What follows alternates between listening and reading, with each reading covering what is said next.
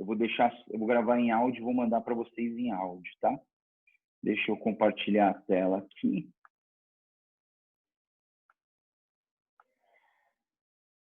Isso, beleza. Vamos orar, então? E a gente já começa, então. Já tem 10 participantes aqui na nossa sala. Vamos lá.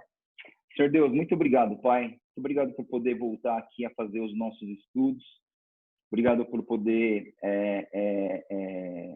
estar trabalhando os fundamentos da nossa fé cristã, da nossa vida cristã.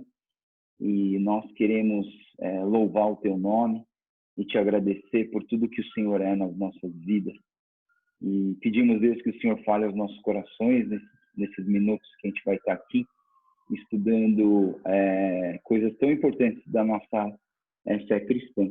Abençoa essa aula, abençoa esse estudo, que o Senhor possa estar nos ensinando a andar nos Teus caminhos, nos ensinando coisas importantes sobre nós mesmos, sobre o Senhor, sobre a Tua palavra e sobre os caminhos do Senhor nas nossas vidas. Te agradecemos e oramos tudo isso em nome do Senhor Jesus. Amém.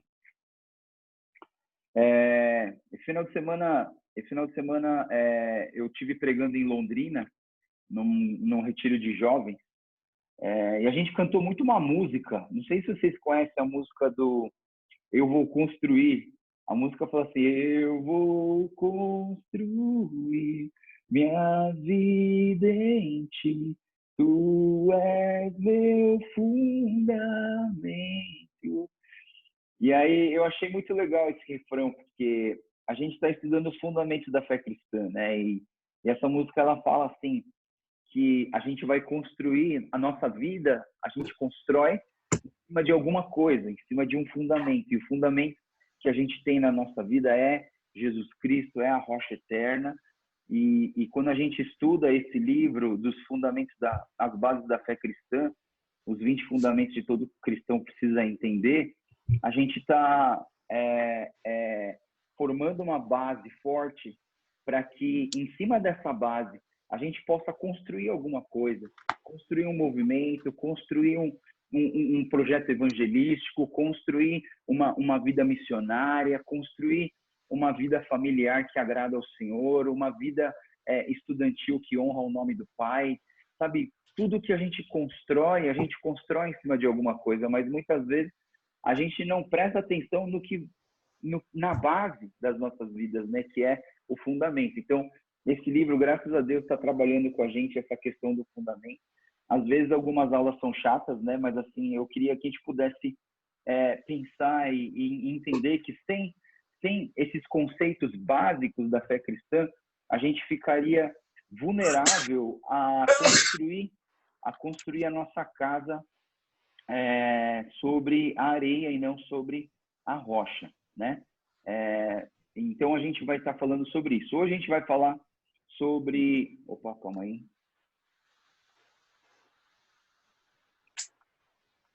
Então, hoje a nossa aula do capítulo 12 é sobre a eleição, né? E nesse capítulo da eleição, a gente vai falar o quê? É muito importante a gente entender essa questão da eleição de Deus, né? A eleição é um ato de Deus antes da criação, na qual ele escolhe algumas pessoas para serem salvas. Não por causa de qualquer mérito deles, mas apenas por causa do sua soberana e a sua boa vontade. Então, isso aqui é muito importante. Esse PDF eu vou mandar para vocês, tá? Para vocês poderem ter esse material com vocês. Mas, assim, primeiro, deixa eu falar uma coisa. A eleição não é algo que, sabe, alguma pessoa achou que era legal e criou, escreveu e falou que precisa viver essa doutrina. Não. A doutrina da eleição, ela é algo que está na Bíblia, né? Eu acho que, assim, as igrejas e as denominações principalmente, a denominação presbiteriana, a denominação batista, a denominação da Assembleia de Deus, a denominação pentecostal, sei lá, todas essas denominações foram criadas pelo homem, mas a doutrina da eleição não foi criada pelo homem. A doutrina da eleição foi criada por Deus, está na palavra de Deus, e a gente vai olhar tantos textos que falam sobre isso. Agora, eu não sei se você já parou para pensar nisso, mas, assim, quando você fala assim, que a eleição é um ato de Deus, que ele escolheu algumas pessoas para serem salvas, eu não sei se você já teve essa pergunta, mas aí você fala para mim assim, pastor, mas isso não parece meio injusto, né? Será que não parece meio injusto que Deus já escolheu alguns para serem salvos e alguns para irem para o inferno? E ele já sabe de tudo isso, né? Então, várias questões, elas entram dentro dessa questão da eleição. E eu queria que a gente pudesse tentar sair daqui com menos dúvida possível e que a gente pudesse pensar junto nessa questão da soberana vontade de Deus, da presciência de Deus sobre todas as coisas, em especial a presciência dele por saber de quem vai ser salvo e quem não vai ser salvo. E eu vou dar um exemplo de um filme que, para mim, é um filme muito legal, que me ajudou bastante a pensar sobre essa questão da eleição de Deus nas nossas vidas, né? Então, eu quero já começar dizendo para vocês que isso não é injustiça de Deus, que daqui a pouco a gente vai entender isso melhor, mas fica com essa pergunta na cabeça, e aí se eu não responder ela, você me pergunta no final, ô Joel, você esqueceu de responder a pergunta da injustiça, né? Então, assim, a questão é, se Deus já sabe quem vai ser salvo, quem não vai ser salvo, não seria muito injusto, né? Ele deixar uns morrerem no inferno. Então, assim, o que eu quero dizer para vocês é assim, Deus, ele é soberano, ele sabe de todas as coisas, ele conhece tudo. Quem não conhece tudo somos nós. Eu e você, nós somos extremamente limitados. Às vezes a gente quer se comparar a Deus. Às vezes a gente acha que a gente tem uma capacidade próxima da de Deus, mas não tem, né? É infinitamente distante a diferença entre o ser humano e o nosso Deus, né? Então, assim, a pergunta seria, de onde surge essa doutrina, né? Então, olhando para o Novo Testamento, a gente vai ver lá com Paulo, né, e aquela época da igreja de Antioquia, a gente ouve eles falando exatamente assim: ouvindo isso, os gentios alegraram-se e bendisseram a palavra do Senhor e creram todos os que haviam sido designados para a vida eterna. Olha só que interessante, a palavra diz: e todos os que haviam sido designados para a vida eterna. Quem sabe quem foi designado e quem não foi designado para a vida eterna? Quem sabe? Só tem uma pessoa que sabe, é Deus. Você não sabe, eu não sei.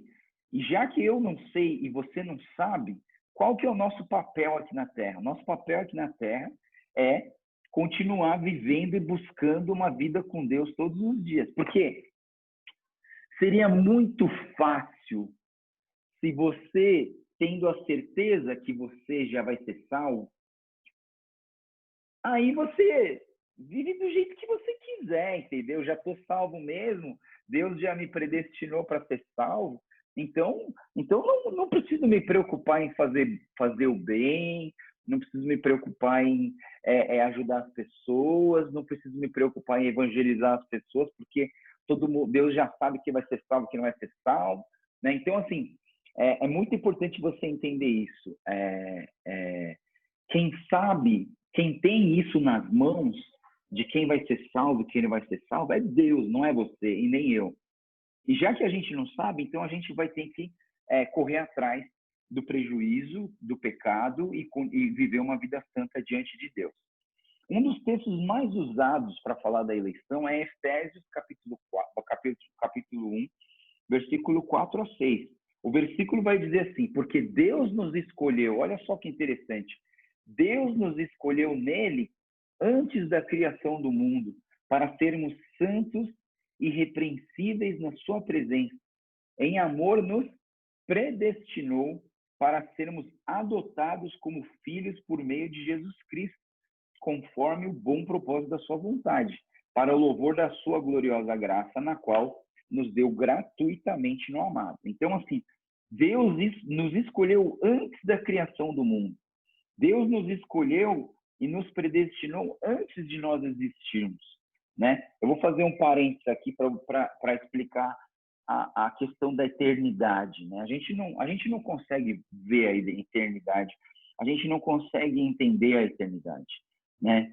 E não sei se você já parou para pensar, mas a eternidade é algo que não tem começo e algo que não tem fim, né? Não tem começo e não tem fim. Agora, para pensar comigo, João 3,16. Porque Deus amou o mundo de tal maneira que deu seu único filho para que todo aquele que nele crê não pereça, mas tenha a vida eterna. Então, no momento em que você crê, você passa a ter a vida eterna. Então, assim, na verdade, você não tem uma vida eterna, você tem uma vida semi-eterna, porque ela tem começo. Ela começou quando? Ela começou no dia que eu criei no Senhor Jesus. Então, aí a gente vai pensar assim, então a Bíblia está errada? Não, a Bíblia não está errada.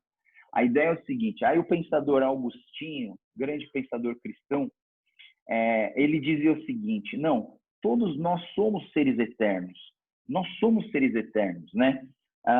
Um pastor um dia falou para mim assim, uma grande prova de que nós somos eternos, seres eternos, nós somos criados para ser eternos, é a sola do nosso pé.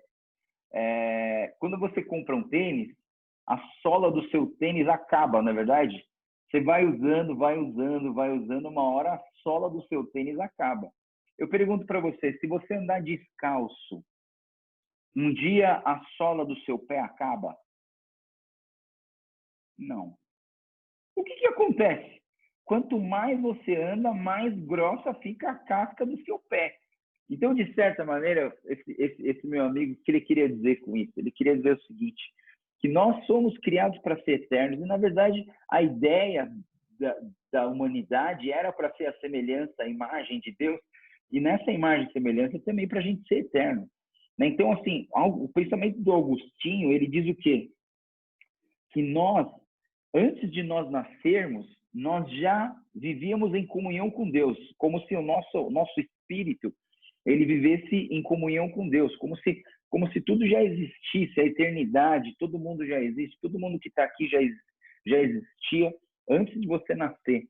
E aí o Augustinho diz assim, que quando o homem pecou e o pecado entrou no mundo, quando você nasce aqui na Terra, o seu espírito entra numa latência, numa dormência, num estado letárgico, que é como se ele tivesse morto, o espírito, por conta do pecado. Então, o pecado de Adão e Eva fez com que todas as pessoas que nascem na Terra nascem com esse pecado. E a partir desse pecado, a gente esquece toda a eternidade passada que a gente tinha com Deus e a gente passa a viver uma vida separada de Deus por conta do pecado. A gente começa a viver uma vida de inimigos de Deus ao invés de amigos de Deus. Até o dia que você entrega a sua vida para Jesus, que você crê no Senhor Jesus e você é salvo, salva, e aí a partir desse momento você passa a usufruir da eternidade que você já tinha antes de você nascer, e aí você reata com a sua vida eterna. Então, assim, fechando o parênteses e voltando para Efésios, né? Quando a gente fala, porque Deus nos escolheu antes da criação do mundo, é porque antes da criação do mundo, nós já estávamos conectados com Deus. E quando você nasceu aqui na Terra, por conta do pecado, você se afastou de Deus, você virou um inimigo de Deus e você começou a viver uma vida sem Deus. E o pecado ele vai se desenrolando para que ele leve você à morte e à morte eterna. Mas graças a Deus que Deus predestinou cada um de vocês, e eu também, predestinou a gente para a gente ser salvo, e ele escolheu a gente antes da criação do mundo. 2 Timóteo, capítulo 1, versículo 9.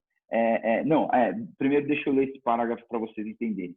Deus nos chamou e chamou para si, não por nossa bondade, mas por causa do seu próprio propósito, a sua graça imerecida na eternidade passada. Então, Deus nos chamou para si, não porque nós fizemos alguma coisa. Eu gosto muito da frase de um pastor famosésimo do passado. Ele chama Charles Spurgeon. E Charles Spurgeon, ele diz o seguinte, que eu acho fantástico essa frase. Eu acredito, ele diz assim, eu acredito na eleição porque se Deus fosse me escolher hoje, ele não escolheria. Hoje, em pecado, ele não escolheria. E eu tenho certeza que ele me escolheu antes de eu nascer. Porque se ele fosse me escolher depois, ele também não me escolheria, né? Então, assim, eu entendo que Deus escolheu cada um de nós antes da criação do mundo. E não é por causa do seu mérito, não é porque você é bonita, não é porque você é inteligente, não é porque você vai na igreja, não é porque você tem feito caridade, não. Deus escolheu cada um de nós para sermos salvos, né? Então, em 2 Timóteo, capítulo 1, versículo 9, diz que nos salvou e nos chamou com uma santa vocação, não em virtude das nossas obras, mas por causa da sua própria determinação e graça. Essa graça nos foi dada em Cristo Jesus desde os tempos eternos.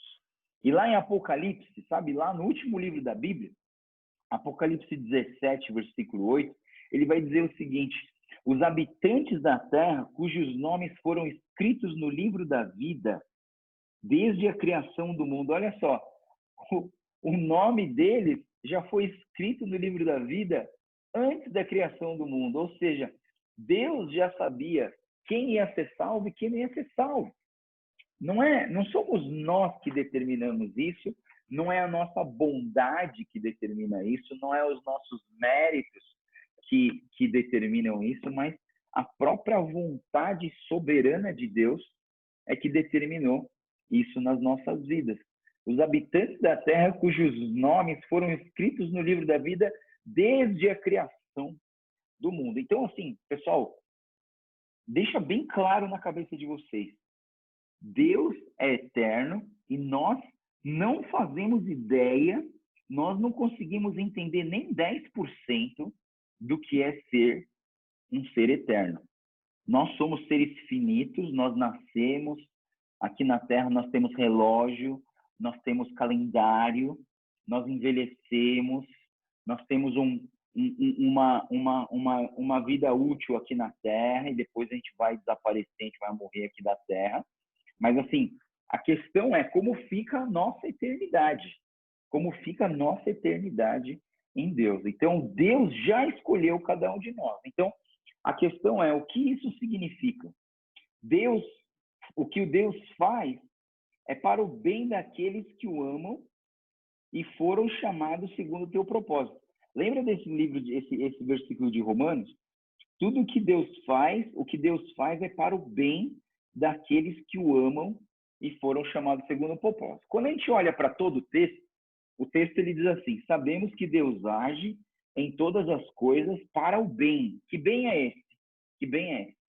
Deus age em todas as coisas para o bem daqueles que o amam, dos que foram chamados de acordo com o seu propósito. Pois aqueles que de antemão conheceu, também os predestinou para serem conformes à imagem do seu Filho, a fim de que ele seja o primogênito dentre muitos irmãos. E aos que predestinou também os chamou, e aos que chamou também os justificou, e aos que justificou também glorificou. Né? Então, esse Deus, ele age para o bem. Que bem é esse? Essa que é a questão. Quando a gente pergunta para nós mesmos, assim, quando você olha para a Bíblia, que bem é esse? Muita gente interpreta errado esse texto. Né? Muita gente acha que Deus tem que fazer todas as coisas que eu gosto, que Deus tem que fazer todas as coisas que eu quero. Eu quero entrar nessa faculdade, então eu quero entrar nessa faculdade, então esse é o bem. Então, se Deus não fizer esse bem, ele é mentiroso, porque eu quero esse bem e ele não me deu. Não. A gente precisa entender o que significa esse bem. Aliás, tem alguém aqui que vai prestar FUVEST domingo? Tem alguém aqui? Não? Tá bom. Se tivesse, a gente já orava por você agora, mano. Calma aí, eu não sei se... Bom, se você vai prestar FUVEST aí, você me dá um oi aí no no chat aqui para no final eu poder orar por você, tá bom? Mas no final vamos ver se a gente consegue orar pelos vestibulandos também desse final de semana, tá?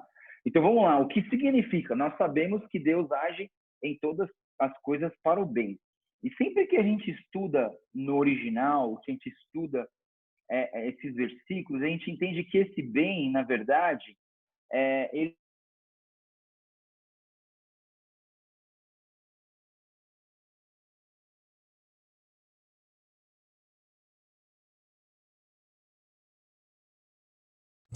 Pastor,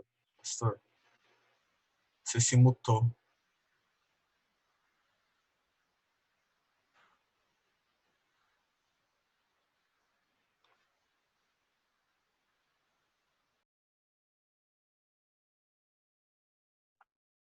Alô, viajei, né, galera? Viajei. Sei lá que eu apertei aqui que deu errado, cara. Eu falando aqui, vocês não ouvindo nada, né?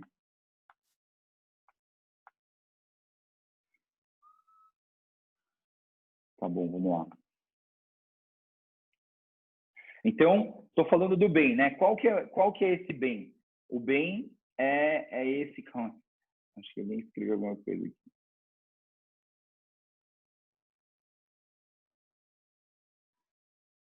Ah, a Gigi vai fazer Fulvestre, tá? Deixa eu colocar aqui. Gigi, a gente vai orar por você hoje no final, tá bom? Vamos lá.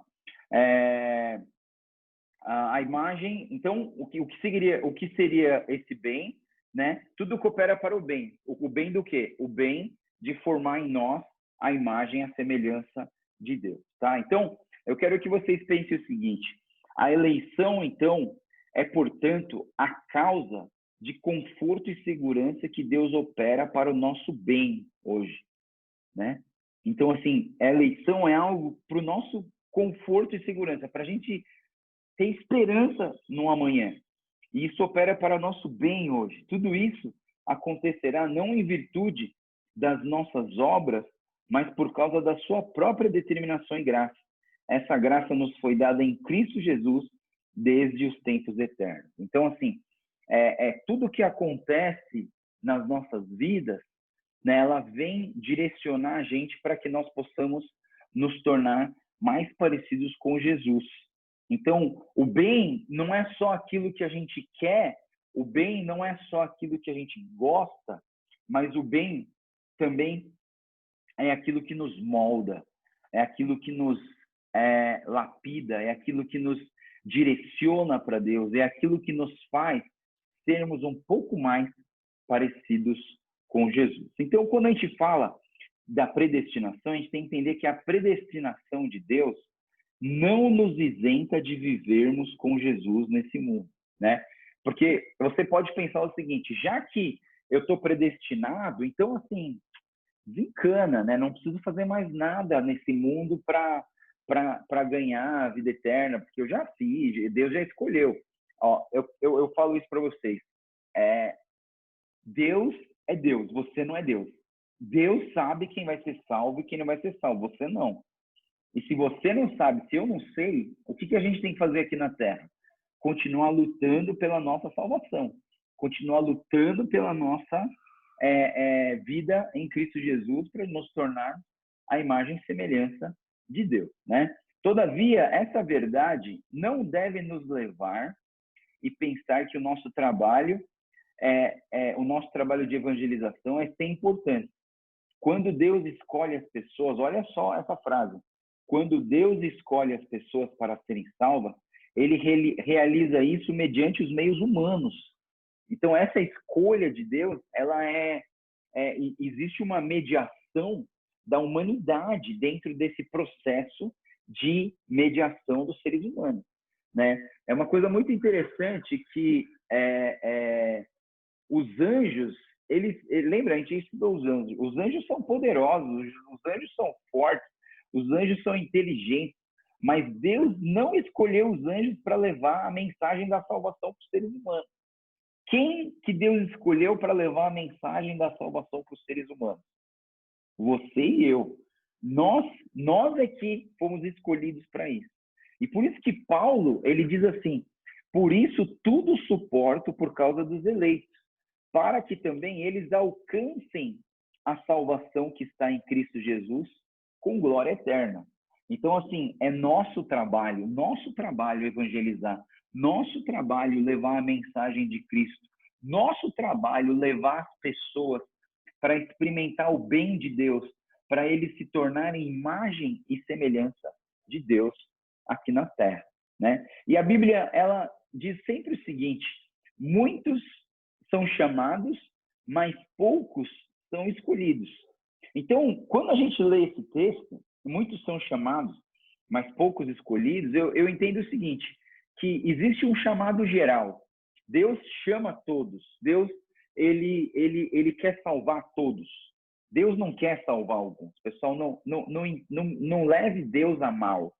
Deus não quer salvar só alguns. Deus não vai falar assim, vou escolher esse aqui porque é mais bonitinho, vou escolher aquele outro e aquele outro. Não, Deus queria salvar todos. Mas existe um outro chamado, esse é o chamado geral, o chamado interno, que é daqueles que serão salvos. Então, só alguns serão salvos. E isso não é injustiça de Deus. Daqui a pouco a gente vai ver isso aí. Espera aí. Então, o livro que a gente está lendo, ele diz assim: o ato eletivo de Deus está permeado de amor, pessoa por aquele a quem a pessoa, amor a ele, a pessoa por aqueles a quem ele escolheu. Sim, Deus ama todas as pessoas. Deus ama, Deus gostaria que todos fossem salvos, mas você vai entender daqui a pouco que não dá. Não dá por conta do pecado que entrou pela humanidade, né? Então, quando a gente olha lá em João 3,16, a palavra diz, porque Deus tanto amou o mundo, que deu seu Filho unigênito para que todo o que nele crê não pereça, mas tenha vida eterna. Deus amou alguns ou Deus amou o mundo? Deus amou o mundo, para que todo aquele que nele crê não pereça. Então, são todos que vão crer? Não. São alguns que vão crer. E a gente não sabe quantos, a gente não sabe quem, né? Talvez, assim, dentro desse grupo de estudo de 11 pessoas que estão participando aqui, alguns serão salvos e alguns não. Mas aí não cabe a nós a justiça. Não cabe a nós julgar quem vai ser salvo e quem não vai, né? Como, sabe, às vezes a gente olha para uma pessoa e fala assim, ixi, esse aqui com certeza vai para o inferno, né? Você entende? Mas não é assim que funciona. Quem é você para dizer isso? Eu vou dizer uma coisa para vocês.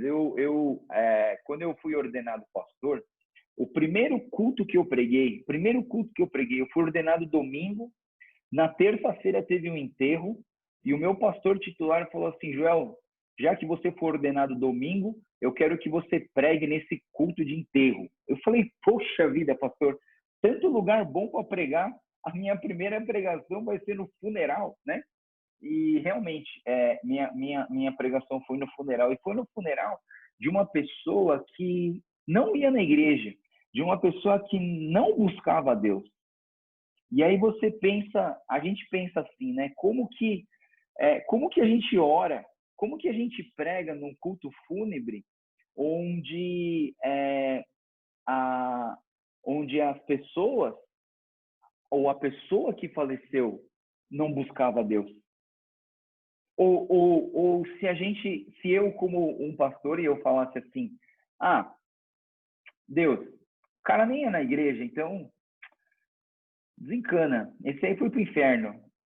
Entendeu? Que tipo de pensamento que a gente tem que ter? Aí eu digo para vocês, esse julgamento de quem vai ser salvo e de quem não vai ser salvo não cabe a mim, só cabe a Deus.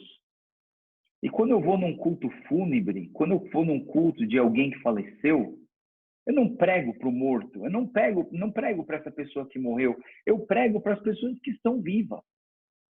Porque são elas que precisam entender a salvação hoje, enquanto elas estão vivas. Essa pessoa que já morreu, já morreu. Eu não sei o que aconteceu nos últimos segundos da vida dela.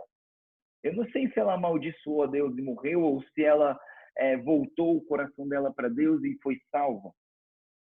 Eu não posso julgar. Quem sou eu para julgar a salvação de uma pessoa? Quem sou eu para olhar para vocês e falar assim, esse vai ser salvo e esse não vai ser salvo?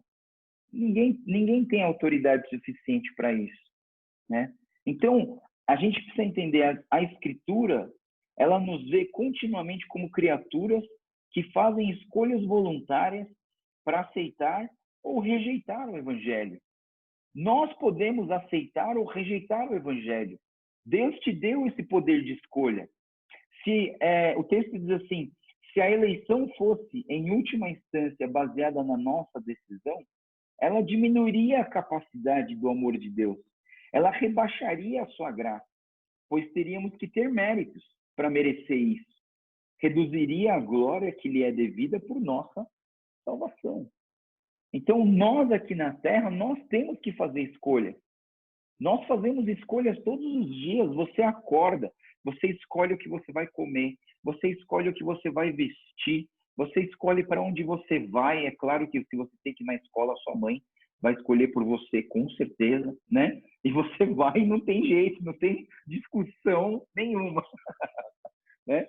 Eu acho que, enquanto eu sou pai das minhas filhas, elas vão ter que me obedecer. Eu sou responsável pela vida delas, né? Então, se eu sou responsável pela vida delas, eu decido na vida delas. É por isso que a gente aceita o batismo infantil, né? Então, todas as igrejas presbiterianas, elas aceitam o batismo infantil por essa questão. Os pais sabem o que é melhor para os filhos e os pais decidem que comida que a criança vai comer, que escola que ela vai estudar, que roupa que ela vai vestir e que Deus ela vai adorar.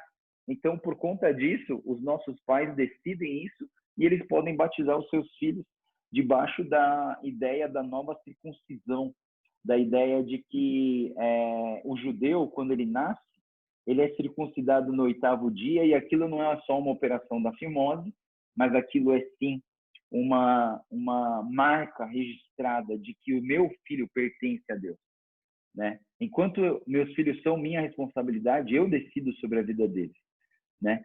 Então, assim, se um dia a minha filha Sarinha, ela crescer e ela for adulta, casada, e ela falar assim, pai, eu não quero mais ser cristã, eu quero ser budista, eu vou ficar muito triste, mas eu tenho que aceitar, porque é vontade dela. Ela já é dona do nariz dela e ela precisa tomar essa decisão. Então, nós somos livres para tomar decisões. Nós somos livres, mas a questão é o seguinte, estamos realmente livres? Estamos realmente livres? Existe alguma coisa que nos prende em nossas decisões? E aí que eu digo para vocês que a maioria daqui são presbiterianos, né? Os presbiterianos acreditam numa teologia chamada de teologia da depravação total. A depravação total, o que é a depravação total? A depravação total é o seguinte, depois de Adão e Eva, que foram os primeiros humanos aqui no planeta Terra, depois de Adão e Eva, depois que eles pecaram, todas as pessoas que nascem nesse mundo já nascem em pecado. Isso se chama depravação total. Todas as pessoas nascem com pecado e elas não são merecedoras da vida eterna, elas não têm o merecimento da vida eterna. Já passou na cabeça de vocês e os bebês, né? Já passou na cabeça de vocês e os bebês, né? E eu digo para vocês, os bebês, eles, assim, isso é conceito e pensamento do pastor Joel, tá? Para mim, todos os bebês que não têm sã consciência do seu pecado, elas vão para o céu. Por quê? Por causa da justiça de Deus, né? Então, assim, por conta da justiça de Deus, em relação àqueles que ainda não conseguem tomar sua própria decisão, que não conseguem reconhecer conscientemente seu próprio pecado, eu entendo que todas essas pessoas vão para o céu. Todos os bebês que morrem, sabe, nem nasceu e morreu, 1 ano morreu, aconteceu um acidente pequenininho, morreu. Essas crianças, todas elas vão para o céu, né? E uma das motivações do porquê que a igreja primitiva batizava as crianças, ela começou muito por volta daquelas pestes negras, dos ratos da era medieval, onde a mortalidade infantil até 1 ano era drástica, era muito comum crianças morrerem até 1 ano de idade, né? E nesse período, então, a igreja começou o batismo infantil de uma forma que as famílias ficavam tranquilas, mesmo sabendo que ia para o céu, as famílias ficavam tranquilas. Voltando para a nossa pergunta, estamos realmente livres? Então, se você acredita na doutrina da depravação total, de que todas as pessoas que nascem depois de Adão e Eva têm pecado, então você entende que nós não somos 100% livres. E que essa liberdade, ela é em relação às nossas escolhas voluntárias. Então, assim, eu posso decidir se eu vou entrar no chat na aula do Base na Fé hoje? Posso. Eu posso escolher em jantar ao invés de ir para a igreja? Posso. Eu posso escolher em ficar assistindo televisão e ir para a reunião de jovens? Posso escolher. Essas escolhas voluntárias você pode fazer, mas lembre-se que o pecado, ele está arraigado, ele está impregnado na nossa carne, na nossa vida, e as decisões e tudo aquilo que a gente faz tem um pouquinho de pecado nas nossas vidas. Queridos, a gente não sabe o que é o amor. O amor é um negócio assim que só Deus sabe o que é o amor. Aí você fala, não, mas eu amo a minha mãe, eu amo meu namorado, não sei. Outro dia eu vi na Record um cara que matou a namorada dele. Não sei se já acontece para você. O cara matou a namorada dele. O repórter foi lá e falou assim, ô seu pilantra miserável. Desculpa, né? Ele não falou isso não. Mas assim, por que você matou a sua namorada? Aí o cara falou assim, o cara teve a coragem de falar, eu matei por amor. Aí o repórter assim, como assim você matou por amor? Aí o cara falou assim, ele foi sincero, ele foi muito sincero. Ele disse assim, eu matei por amor, eu amava tanto essa mulher que ela tinha que ser minha, ela não podia ser de outro. Já que ela não queria ser minha e queria ser de outro, eu matei ela por amor. É sincero? É sincero. É verdadeiro? Para ele é verdadeiro. Mas esse amor que ele chama de amor é um amor completamente impregnado de egoísmo. Porque o amor não é egoísta. A Bíblia fala em Coríntios 13, o amor não é egoísta, o amor não arde em ciúme. Então, quem é o verdadeiro amor? Aí a gente olha para a Bíblia e entende que Deus é amor. E tudo aquilo que eu tenho de sentimento, mesmo uma mãe que ama seu filho, ela fala assim, não, mas eu amo meu filho. Mas a superproteção dessa mãe estraga as crianças. Eu tenho conversando com vários jovens que sofrem de depressão porque a mãe sufoca os meninos, não deixa eles fazerem nada, porque alguma coisa que eles forem fazer vai prejudicar, ou eles vão ser mortos, eles vão ser, entendeu? A superproteção também pode ser um amor impregnado de pecado. Claro que a falta completa de amor também, de cuidado também não é pecado, né? Então, tudo em nós tem um pouquinho do pecado e a gente tem que sempre tomar esse cuidado. Então, será que nós somos realmente livres, né? E aí, olhando para Deus, a pergunta que a gente faz agora também é, será que Deus é realmente justo? Sabe, se Deus escolheu alguns e outros não, será que Deus é justo? Justo em relação à salvação? Se todos pecaram, ninguém merecia a salvação. Agora eu quero que você pense comigo nessa última frase.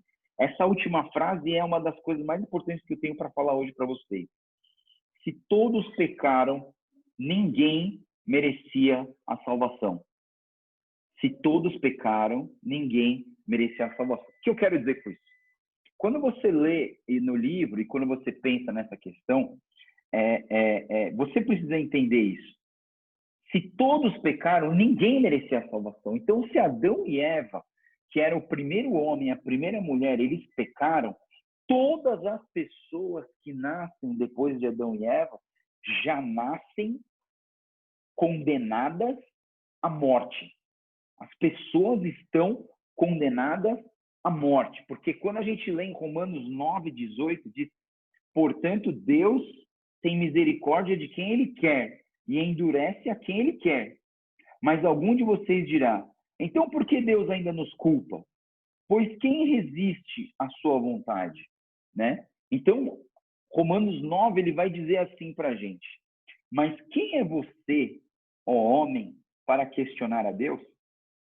Acaso aquilo que é formado pode dizer ao que formou, por que me fizeste assim? O oleiro não tem direito de fazer do mesmo barro um vaso para fins nobres e outro para uso desonroso? Se Deus, querendo mostrar a sua ira e tornar conhecido o seu poder, suportou com grande paciência os vasos da sua ira preparados para destruição, que dizer se ele fez isso para tornar conhecidas as riquezas da sua glória aos vasos de sua misericórdia, que preparou de antemão para a glória? Ou seja, a nós, a quem também chamou, não apenas dentre os judeus, mas também dentre os gentios. Então, esse Deus, ele faz o que ele quiser. E dentro da justiça de Deus, todas as pessoas que nascem em pecado nascem condenadas à morte. Então, grava isso na sua cabeça. Todas as pessoas que nascem já nascem condenadas à morte. Mas é importante você entender uma pergunta que eu vou fazer agora. Deus quer que todos sejam salvos? Sim. É importante você entender isso. Que deseja que todos os homens sejam salvos e cheguem ao conhecimento da verdade. 1 Timóteo 2,4. Ele é paciente com vocês, não querendo que ninguém pereça, mas que todos cheguem ao arrependimento. Deus quer que todos cheguem ao arrependimento. Deus não quer só que alguns cheguem ao arrependimento. Deus não morreu só por alguns, Deus morreu por todos. O fato de que nem todos serão salvos é uma das doutrinas mais difíceis de ser considerada. A Bíblia mostra que mesmo Deus tem grande tristeza quando pensa naqueles que não serão salvos. Então, assim, existe uma grande tristeza em Deus por aqueles que não vão ser salvos. E agora eu vou falar para vocês do filme. Alguém aqui já assistiu um filme chamado A Lista de Schindler? Já assistiu A Lista de Schindler? Vocês precisam assistir A Lista de Schindler. A Lista de Schindler, Schindler é um alemão da época do nazismo e daquela época dos campos de concentração, né? E o Schindler, ele era um cara que vendia mantimento para o exército da Alemanha. Mas um dia esse Schindler, ele tinha um servente, uma pessoa que trabalhava com ele, que era judeu. E aí eles ficavam... Um dia deu na cabeça do Schindler que ele resolveu salvar a maior quantidade de pessoas. Mas presta atenção, todas as pessoas que estavam no centro, no campo de concentração dos nazistas, todos eles estavam condenados à morte. Eles iam morrer. Mas esse Schindler, ele resolveu, então, dar um jeito de comprar alguns judeus e tirar eles do campo de concentração. Não dava para tirar todos, porque todos estavam condenados à morte. Não dava para tirar todos. E ele queria, esse Schindler, ele queria tirar todos. Tem uma cena, essa cena aqui, que assim, o cara conseguiu tirar eu não lembro a quantidade, se era 1000 e alguma coisa, judeus lá do campo de concentração. Ele queria tirar mais, e ele falava assim, vende meu relógio, vende meu paletó, vende tudo que eu tenho. Eu quero comprar mais um, eu quero tirar mais um de lá, eu quero tirar mais um de lá. O Schindler queria tirar todos de lá. Mas o que eu quero que a gente pense? Todos estavam condenados à morte. Não era só alguns que iam morrer. Não foi o Schindler que decidiu, você vai morrer, você vai viver, você vai morrer, você vai viver. Não. Todos estavam condenados à morte. Todos estavam condenados à morte. Eu e você já estávamos condenados à morte. Mas Deus, pela sua graça, pelo seu amor, ele conseguiu um valor gigantesco dele mesmo, que é o próprio Filho, para morrer numa cruz, por você e por mim, para tirar a gente do campo de concentração. Entenda que isso não é injustiça, mas isso é amor de Deus. O grande amor de Deus te tirou do campo de concentração porque você ia morrer no gás ali no campo de concentração e Deus tirou você de lá. Deus tirou você do caminho da morte e trouxe para o caminho da vida. Ezequiel 33 diz assim: juro pela minha vida, palavra do soberano Senhor, que não tenho prazer na morte dos ímpios. Antes, tenho prazer em que eles se desviem dos seus caminhos e vivam. Voltem-se dos seus maus caminhos. Por que iriam morrer, ó nação de Israel? Deus não tem prazer nenhum em ver os ímpios morrerem. Deus deu a vida dele por nós, para que ele pudesse salvar alguns. E nós fazemos parte desse alguns. Não que eu saiba, mas porque você está buscando a ele, já é um bom sinal de que esse Deus te separou para a salvação. Deus concede a todos os seres humanos incontáveis bênçãos nessa vida, que não fazem parte da salvação. Isso é chamado de graça comum, que algum bom Deus mais diferente da graça comum, mas diferente da graça da salvação de Jesus. Jesus tem uma graça que é a sua salvação. Tem uma graça comum, a graça comum que é, sabe, você acordar bem no dia, você comer uma comida gostosa, você experimentar sei lá, coisas boas da vida, né?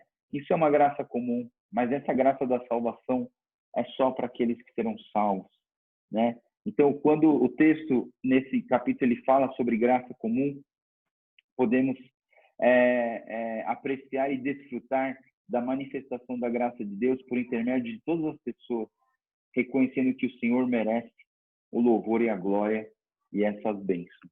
Né? Então, assim, o que eu queria falar hoje para vocês é sobre essa eleição, né? Que Deus, ele é um Deus de amor, ele não é um Deus injusto, ele não matou alguns para salvar outros, não. Ele queria que todos fossem salvos, mas por conta do pecado que entrou nesse mundo, por conta da desobediência do homem, que nós somos culpados de tudo isso, ele não conseguiu salvar todos, ele salvou alguns, e ele vai salvar alguns, e nós fazemos parte, eu creio que a gente faz parte desse grupo de pessoas. Amém? Perguntas, pessoal.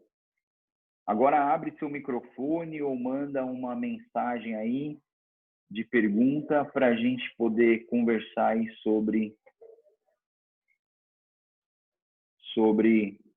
essas questões complicadas. Não são questões muito simples, não. Ficou alguma dúvida aí?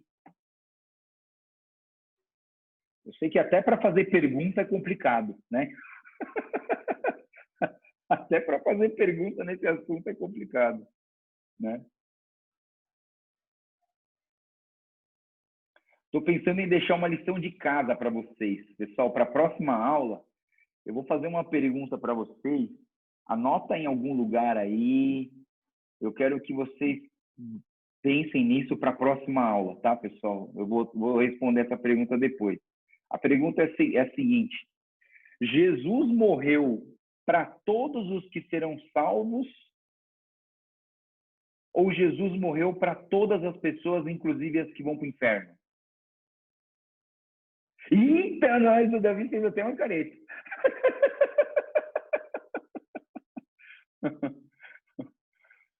Reformulando um pouquinho a pergunta. Jesus morreu para todos ou Jesus morreu só para aqueles que vão ser salvos? Tá? Essa é uma perguntinha aí para a gente pensar para a semana que vem, a gente começar a aula pensando nessa perguntinha de fritar o cérebro. Essa é de fritar o cérebro, tá? E aí depois, na semana que vem, vocês me mandam a resposta aí. Pergunta para o pastor, pergunta para o professor da escola dominical, sabe? Vai lá no professor e fala: seu pastor, vou fazer uma pergunta para você. Não fala que fui eu. Fala assim: ó, tem uma pergunta para você. Pensa nisso aí. Jesus morreu para todos ou Jesus morreu só para aqueles que vão ser salvos? Né? Então, tem uma doutrina, tem uma teologia em cima dessa pergunta aí. Na semana que vem, a gente trabalha essa resposta. Alguma pergunta sobre eleição?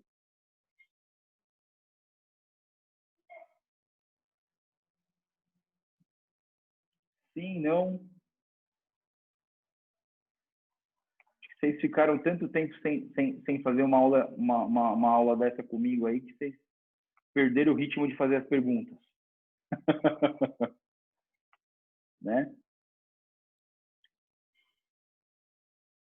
Aqui, veio uma pergunta aqui, calma aí. A vida cristã vai muito além do que a gente fazia e não faz mais. Mas como explicar que a vida cristã vai além das mudanças? A vida cristã vai muito além do que a gente fazia e não faz mais. Isso por conta do pecado, será, Marcelo? Mas como explicar que a vida cristã vai além das mudanças? Se você quiser abrir teu microfone, aí você fala que eu não entendi muito bem essa pergunta não, Marcelinho.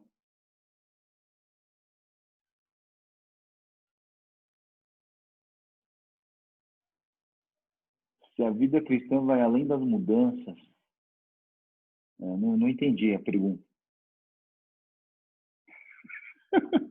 Depois eu pergunto. O povo quer saber que pergunta é essa, Marcelinho. Tá bom. Não vou te envergonhar, não. Depois você pergunta, tá? Então, assim, se vocês tiverem alguma dúvida sobre a eleição, sobre as escolhas de Deus, a predestinação de Deus, eu vou dizer uma coisa para vocês. A teologia, ela se divide em dois grandes blocos em relação à salvação. Foi aquela história que eu estava falando para vocês quando a gente falou sobre as igrejas, né? Principalmente as igrejas calvinistas e as igrejas arminianas, né? Os arminianos, eles pensam mais no livre-arbítrio, que você escolhe seu destino, você decide o seu caminho e o seu futuro. E os calvinistas pensam que Deus já sabe todo o nosso futuro, Deus já tem o controle nas suas mãos, já sabe quem vai ser salvo, quem não vai ser salvo, e a gente apoia isso. As duas teologias são bíblicas, elas têm veracidade na palavra de Deus, tá? Mas, assim, é uma crise que todo cristão que estuda teologia vai passar. Sobre a eternidade passada, Davi, na verdade, não existe eternidade passada. O que eu quis dizer é, quando nós nascemos aqui na Terra, nós ganhamos relógio, entendeu? A partir do momento que você nasceu na Terra, aqui, carne, um ser humano, nós temos calendário e nós temos relógio. Então, o cronológico, a vida cronológica se inicia quando a gente nasce aqui. A partir desse tempo, desse nosso relógio, antes da gente nascer, eu chamo de eternidade passada, entendeu? E aí, desse momento aqui na Terra, em Jesus, quando a gente crê no Senhor Jesus e ganha a vida eterna, na verdade, a gente não ganha a vida eterna, a gente reestabelece a eternidade perdida. Deu para entender? Nós não ganhamos a vida eterna, nós reabilitamos, restauramos a eternidade que nós tínhamos em Cristo Jesus. Porque antes de nascer, o que eu falei da eternidade passada, antes de nós nascermos, o nosso espírito que é eterno já existia com Deus. E aí quando você nasceu aqui na Terra, aí que deu a confusão. Por quê? Porque você entrou num período cronológico da sua vida e por conta de você ter nascido em carne, a carne que é impregnada do pecado fez com que você esquecesse da sua eternidade passada, do seu relacionamento com Deus, e fez com que você começasse a viver num mundo de pecado, longe de Deus, inimigo de Deus. Aí aqui nesse período de vida, né, de mais ou menos 100 anos, 90 anos, não sei quanto tempo você vai viver ou quanto que eu vou viver, nesse período de 100 anos, vamos dizer 100 anos, a gente encontrou Jesus quando a gente tinha 14, 12, 11 anos.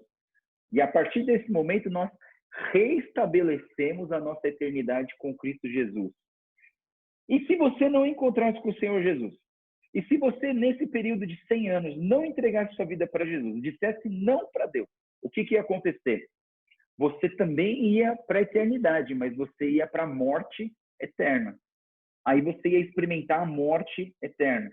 E aí que tem o tal do inferno, lago de fogo, né? Então, assim, a partir desse momento, dessa vida que nós temos aqui na Terra, que vai decidir os dois caminhos. Se a gente vai para o céu ou se a gente vai para o inferno. Não tem meio termo, né? Ou vai para um lado ou vai para o outro. Beleza? Melhorou? Beleza. Pessoal, vamos terminar então, deu 9h30. Semana que vem a gente volta de novo para a gente estudar.